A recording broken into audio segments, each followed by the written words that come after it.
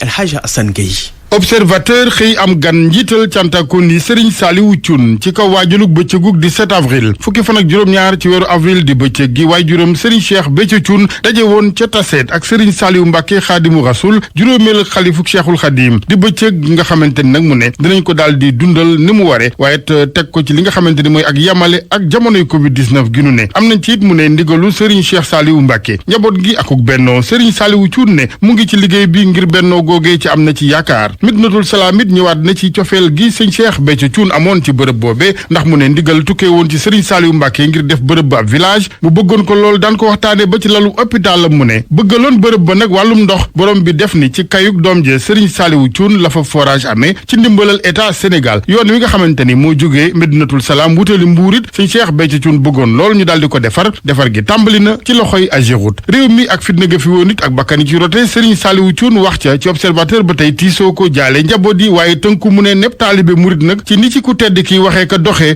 mu doy ko lool di Serigne Mountakha Bassirou Mbacké lii quotidien waxtaane courant bi ak jotin wi ba ci ñëpp ci askan wi fi léegi atum 2025 yéene kaay bi ne ngir nag loolee yemb état Sénégal ma nga ci wërug juróom-ñaari téeméeri milliards Le Soleil mel ni ku naan ko avancé nañ ci nag bu baax ndax ci fànn woowee partenaires yi diggée nañu ñeenti téeméeri milliards ak fanweer ak juróom-ñaar La Tribune moom téeméer ak ñeent fukki milliards yi ñu def ci projet ngir xëyu ndaw ñi yu ci mel ni Prodac ANPEJ DER lay laaj ndax kuréel yi ngànk wàllu càmbaru koppar askan wi dinañ ko mën a topp ba ca cappaandal ga xam fan lañ ko jaarale ak nunu ko jëfandikoo Sud Quotidien moom xëy di nit programme bi nga xamante ni mooy bu njiitu réew mi jëm ci wutal ndaw ñim xëy ak anam yi nga xamante ni mooy wàllu emploi fast track yéenekaay bi dikkaat ci jëmu geneen gi président bëgg a jox yenn ci pàcc budget état Sénégal ngir xëyu ndaw ñooñee lu toll ci ñeenti téeméer ak juróom fukki milliards tukkee ci ngir diirëb ñett ci at téeméeri ak juróom fukk ne ay milliards ci at mi di lu mu xamle moom président de la république ci kàdduy 3 avril am yéene bi di ci weer wi rek juróom-benn fukk ak juróomi junniy xëy dal di feeñ ngir ndaw ñi enseignant chercheur bi ca université Cheikh Anta Diop ba teg Sud Quotidien di Serigne Thiam moom ne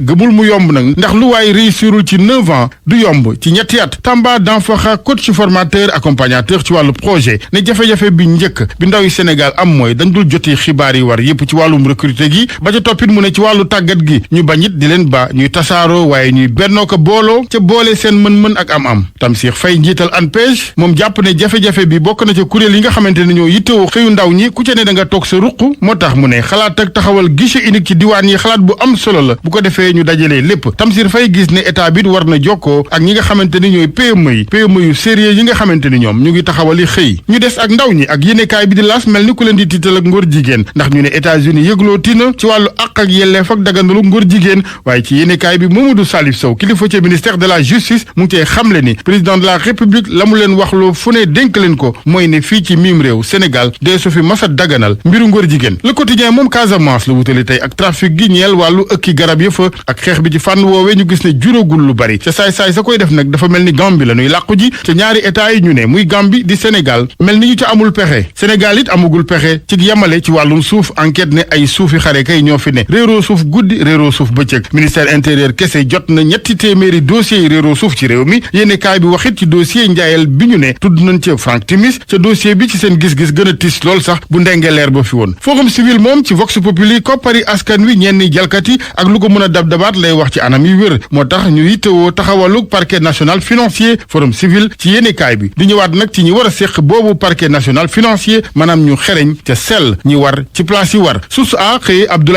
Abdoulaye Sylla doomu Sénégal la ñenn ñi ne jegeñaale président Sall ak soxnaam soxna Marième Faye Sall moom milliardaire bi nag yéenekaay bi ne du saf ku gàddaay ab diire ngi ci États-Unis ak njabootam kenn ci jegeñaaleem ci yéenekaay bi dem mooy yey ndax état bi ci seen wàllu bopp jaaree ko ci Descos ñoo xëy rek bis dem toji këram gu ne woon ca village mangrove ñu ne xëy na ci États-Unis dina fa am jàmm ne foofee état Sénégal du am mëninu màbbal këram dañuy des ak source a waaye ci wàllu politique bi yoon ñuy dalal professeur Ibou Sané mu ne moom bu ñu xëyoon dàq élection législative yi du ko bett ci nag opposition bi la mu koy digal mooy mu moytoo tàbbi ci ndëgg sërëxu boppam di tawwee ka sàkku audit ak càmbaruk fichier ca xam ne càmbar googee day laaj temps ne experts yi duñu ko parax-paraxee ngir bañ ñoom it ku leen ŋàññi ëllëg sport gi sunu làmb xëyee face à face gëwoon Ama Baldé Modou Lo mujjee ci làmb ju tas ay grenade lacrymogène tension fu ne xew a yàqu Diène Kaïré moom gàcce ngalaama moom bàyyi ja Boy Kaïré ci sunu làmb di xamle ne léegi ña muy visé mooy mbëri ci kaw. Comptoir commercial de plomberie du Sénégal CCPS seen gamme Opalia savon de Marseille créole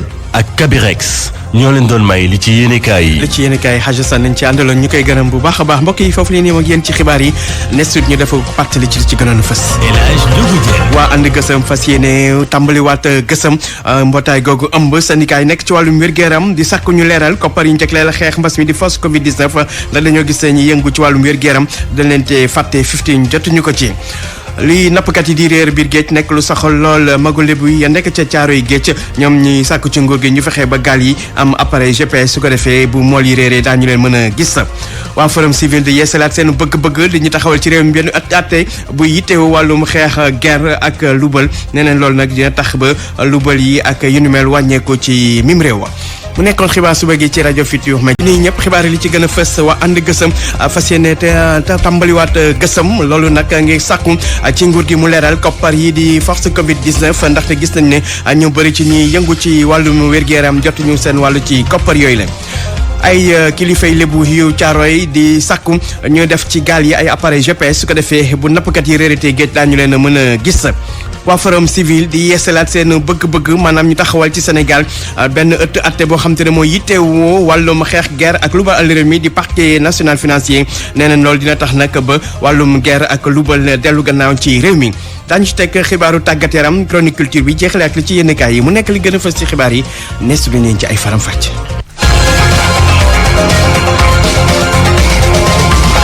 El Hadj Ndiogou Diène. mbokk yi ñu leen di nuyu dellu di rafetlu bu baax a baax seen ànd ak rajo Futurs Médias xibaaru suba gi dañ koy door ak ñi di waa forum civil ñoom nag la ñu waxoon wéy di koy wax maanaam ñu taxawal fi benn parquet national financier doo tatte boo xam te ne mooy yittewoo lépp loo xam te ne jëm na ci wàllum koppar rawatina nag lu ñeel wàllum lubal alalu réew mi wàllum setal xaalis naka noonu tam wàllum guerre ndaxte gis nañ ne dina nekk loo xam te ne lu baax la ci réew mi gis nañ sax dañoo war a taxawal benn bànqaas boo xam te ne moo yittewoo wàllu enquête yi su ko defee lépp mën a jaax ci yoon ci xeex boobule mu fekk jamono jooju nag nguur gi di fedal waat taxawaayam ci lu jëm ci wàllum góor jigéen xalaatuñu benn yoon daal di koy daganal fii ci réew mi loolu nag ki ko xam ne mooy secrétaire d'État bi ñu denk wàllu droits humains Mamadou Salou Sow ne la ñu waxoon ba léegi loolu la ñu wax maanaam Sénégal ak lu mënti xew xalaatul def lu ñu mel ndax dëppoolu suñu aada ak cosaan ñu déglu ay kàddu yi secrétaire d'État Mamadou Salou Sow ci micro Abdourahmane Diallo. Sénégal dafa bokk ci benn kuréel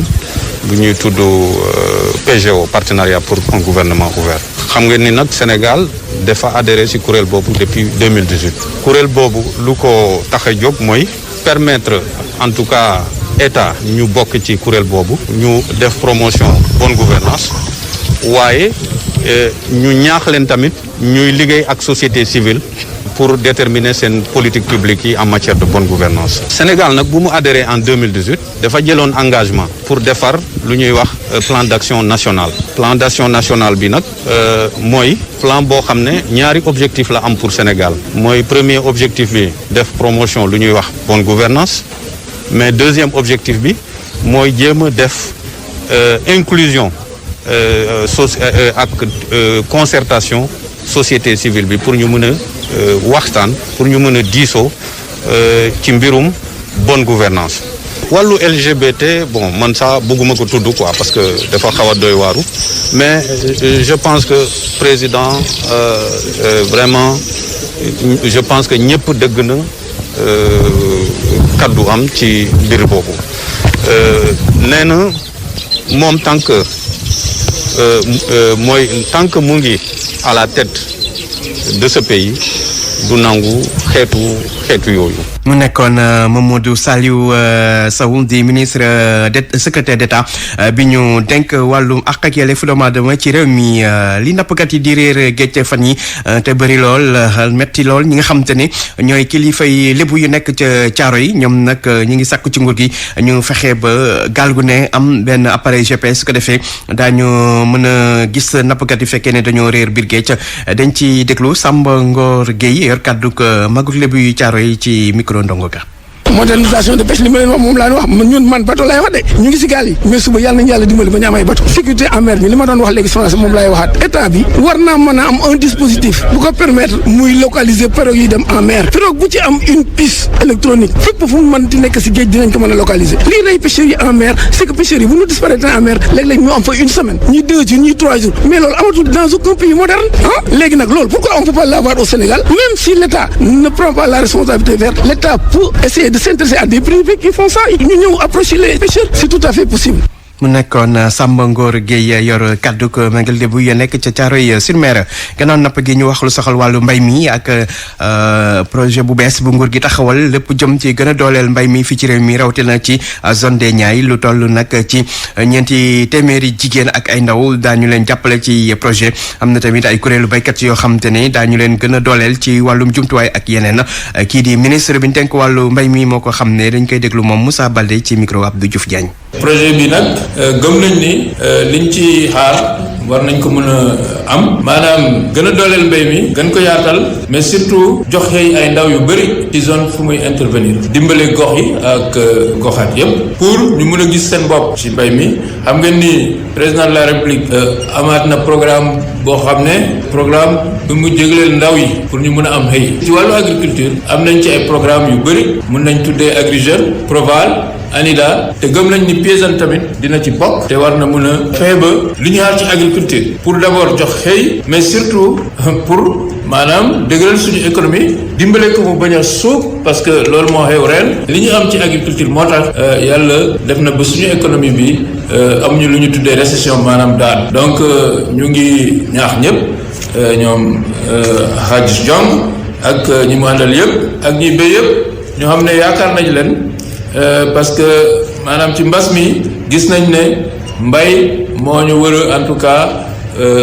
permettre ñu mën a résister moo ñu war a permettre ñu génne ci bu ñu yàlla defee ñu génn ci mbas mi suñu économie war a mun a teguwaat ci yoon émergence comme ni ko président de la république santaane. mu ne woon Moussa Baldé di ministre bi ñu dénk wàllu mbay mi wax ci wàllum courant bi ak centrale bu bees boo xam te ne dañu ko tax. ak Bayern Munich ci bu 19h jotee Paris moom mooy fekkee doomu Allemagne yi foofu la seen dëkk jàppale nag ñi nga xam te ñoo di waa Bayern Munich googu lay jogante kii di Lewandowski di seen buteur du ko fekkee noonu itam kii di Serge Gnabry di seen beneen buteur moom mi nga xamante ni dañ ko testé positif coronavirus. Paris Saint-Germain tamit am nañ seen joueur yu am solo yi nga xam ne duñ ko fekkee ku ci mel ni Marco Verratti ndax moom mi tamit dañ ko testé positif lii di coronavirus geneen jongante gi nag diggante FC Porto lay daal di doon ak Chelsea bu Edouard Mendy di ki démb ca ba ñu koy door lii di quart de finale aller yi Real Madrid ca dëkkam dafa daal di daan ñii di waa Liverpool bu Sadio Mané ñetti bal ci benn ci doomu Brésil bi di Vinicius Junior jot naa dugal ñaari bit ba ca des pour Real Madrid kooko dugal moo di Asensio Mohamed Salah di doomu Égypte moom nag jotoon na réduire score bi pour équipe am bi di Liverpool Sadio Mané moom jot naa football ba match bi jeex waaye jotu la dugal geneen jongante ko amoon démb ba tey ñeel lii di quart de finale aller Ligue des Champions Manchester City moom ci njeexitalu jongante gi la mujj am ndam ca dëkkam diggante mag ñi di waa Borussia Dortmund 2-1 la ko daal di daan seen but victoire ko dugal nag moo di Phil Foden 90e minute waaye laata loolu kii di Reus nekk ca Borussia Dortmund jotoon na égaliser 84e minute pour équipe am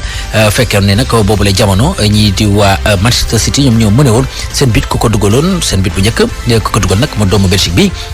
di Kevin De Bruyne 19e minute de jeu kon boog score final ñaari bal ci benn pour équipe bi di Manchester City bu loolu weesoo ñu daal di dellu suñu réew waxtaane wàllu beach soccer wala football de plage Sénégal nag ni ki tey jii dana amal jongante xarito diggam ak ñii di waa Maroc ci bu 16h jotee ci stade Ibrahima Ndiaye Chita nekk ci Toubab Dialaw ñaari sélection yi danañ amalaat yeneen i jongante benn bi jeudi ci Toubab Dialaw ba ca des samedi ca plage bu Jàmmalaay jàppale nag jongante yooyu day waajal lii di Coupe d'Afrique beach soccer bu Sénégal nar a organisé ñaar fukki fan ak ñett jàpp ñaar fukki fan ak juróom-ñeent ci weeru mai ñu daal di waxtaanee wàllum bëre lutte simple démb CNG de lutte dafa daal di xaatim ab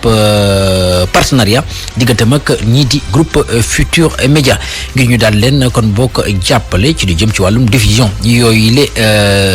maanaam jongante yi nga xam ne da koy faral di amal mercredi gu ne ñu tuddee ko mercredi de l'arène CNG nag am na ay mbir yu bëri nga xam te ne da ko daal di dëxañ ci biir ñu ànd ak Abdou Diouf Junior. bu ne yi fësagul ci làmb ji ñoom ñoo tax a jóg les mercredis de l'arène muy xew-xew boo xam ne ayu bés bu nekk lay am ngir may leen ñu mën a fës bu baax a baax ëllëg ñu mën a bokk ci ténor yi Bira Sène mooy président bu CNG. xam nga écurie yi bëri na ay mbër yoo xam ne dañuy toog at mi yëpp am licence duñ bëri ñu bëggoon di stock boobu nga xam ne xale yi la vraiment ñu jël duñ jël benn VIP non ñun xale yi lañ soxla ñu bëri mu neex bu ko defee beneen saison ñu seet catégorie bi gënoon a yéeg xëy na yeneen promoteur capté leen wala ñu capté leen ci beneen forme. ci xew-xew yu bees yooyu nga xam ne CNG jogte na ko ngir mu mën koo matal daf cee ànd ak groupe Futur Média Bouba Ndour bu télévision Futur Média jàpp ne ànd boobee dina dina gën a yombal liggéey bi. lamb culture am na si mais avant tout c'est du sport te sport moom su fekkee ni amuloo opportunité di ko pratiquer ça ne sert à rien donc ça permet à la lutte mu dundaat ñun ñi nga xam ne ñun ñooy GFM nekk quand même le premier groupe de presse Sénégal vulgariser lamb mu wër àddina. ñoom ñaari partenaires yi nee nañu dinañu def lépp ba am koppar yi nga xam ne mooy tax mission boobee ñu mën kaa matal. xaalis bi ci partenariat rek sponsor bii déjà ñu ngi gërëm di sant Sénélec le DG n'est-ce pas Pape Demba Bitèye également ñu yokk ci yeneen partenaire bu ko defee lamb ji mën a soqaliku mën a jëm kanam. CNG am na logo bu bees am na itam benn site internet ak plateforme digitale am na yeneen yu yees yoo xam ne ñu ngi koy waajal. Abdou Diouf junior ñu daal di waxtaanee wàllu basketball ci jigéen ñi Louga basket club nag la ma bëgg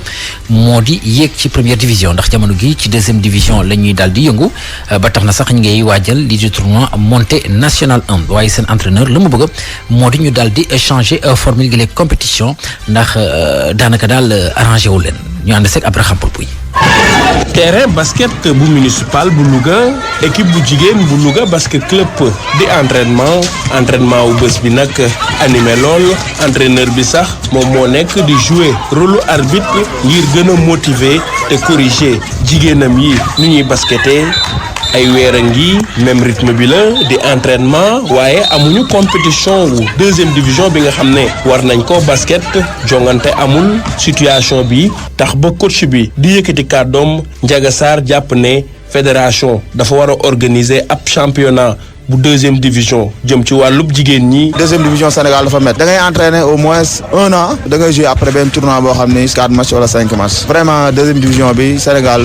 doy na waar quoi chaque année c'est comme ça le reste ñu ngi koy bàyyi la fédération. ñoom nekkul da ngeen bëgg ñu amal beneen formule mu bañ a nekk tournoi monté boo xam da ngeen toog 1 an di xaar. oui ñun bu sañoon dañuy jouer championnat comme première division bi si loolu nga mën a évaluer sax ñi ngay entraîner. ay atang yi Louga basket club jëm ci wàllub jigéen ñi ci ñaareelu division bi la nekk moo tax ba ren nag ñoom lu ñu bëgg mooy ñëw première division. boobu ba tey ñu ngi deuxième division mu ñëw yéeg donc objectif bu ñu fixé ren c'est monter en première division. comme Louga basket club am na yeneen ñaari équipe bu Louga SOS ak Excellence club jëm ci wàllub jigéen ñi ñoo ngi basket ci deuxième division mu nekkoon Abraham Paul Puy Louga. rajo Futur Média. Abraham Paul Puy kon bokk alaaji fii la ñu koy dal di yemale xibaaru tàggat yaram. jaajëf sëñ Cheikh. ak RFM kumpa jeex na. yegg si ci wàllum aada ak cosaan chronique culture bi ak Anna Rocha. maa ngi leen di nuyu mbokk yi artiste bii di Diamane taxaw na tam ngir xeex fitnaal gi ñu fitnaal jigéen yi seen biir néegu sëy singalam bu mu mujjee siiwal di Ndey am na buzz ci internet rawatina ci ñi nga xamante ne ñoom ñoo taxaw ngir xeex ak yelleefu jigéen yi mu di nag benn engagement boo xamante ne bu mu tàmbalee ak léegi gisuñu ko woon ci moom clip bi ba mu génnee ak léegi ñaar fukki fan ak juróom-ñaar ci weeru mars am na lu ëpp 1 million ak juróom-ñetti téeméeri junni ci ay vues ci YouTube Babacar Diouf waxtaan na ci ak moom. mu doon lu jafe gëm single bii di Ndey bëri bayre lool wante ki nga xam ne moom moo ko génne di Diamane dafa mel ni li ci tukkee neexu ko. sentiment de bu désolant la am si waay bi nii parce que damay gis que ni malheureusement au Sénégal des personnes souffrent et continuent de souffrir à cause de ça. doomu Jurbel bi ginnaaw bi mu génnee single bi gis na ne ay ndey bëri nañ ci Sénégal lool. J'ai reçu énormément de messages, énormément d'appels venant de filles déjà divorcées, de filles de femmes qui sont en dépression en ce moment, des personnes qui continuent de vivre ça, des personnes même qui ont décidé de plus rester sur place ci fama muñ boobu ñuy. wante li ko ci jaaxal de moo di askan wi dafa mel ni dañuy encourager ñuy métital jigéen ñi ci biir kër yi. J'ai même peur ou bien damay am genre sentiment boo xamante ni. J'ai vu un gars qui m'a parlé de premier salaire am bi mu ko kiiyee que ni moom dañ leen yaayam dañ ko yàgg a maltraité muy muñ pour ñoom te tey lépp loo xamante nii bëgg na ko faj mu ngi koy faj mais mënul faj loolu mënul delloo yaayam loolu mënul def yaayam dara donc man sa femme muñ laa le combat. loolu nag tax na mu ne xeex bi daf koy sumb pour lii di mitital yi ñuy def ci kaw jigéen yi mu dakk ba faaw. carrément c'est un combat que j'ai envie de porter comme combat yi may porter mais bii daf si ëpp impact si man.